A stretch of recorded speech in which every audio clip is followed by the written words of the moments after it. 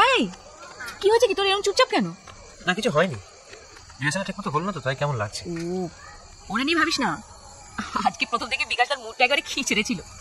বৌদির কাছে ঝাড় খেয়েছে তো। কেন? আরে কাল স্টেশনে আমাকে আর বিকাশটাকে বৌদি একসাথে দেখে ফেলেছে। তো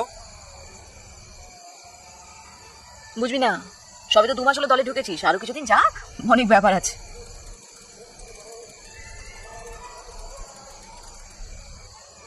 তোমার বিকাশ তাকে ভালো লাগে না?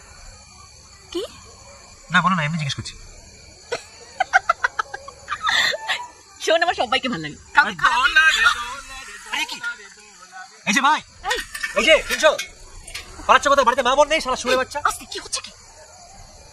ছাড়। ছাড়ো না রে, ওসব তুই তো জানো কোথাকার শিক্ষা দীক্ষা পানি ছোটবেলা থেকে। ওরে ওরা হচ্ছে সেই শিয়ালগুলো যারা আঙুরকে বলে টক। চল চল না, আয় না।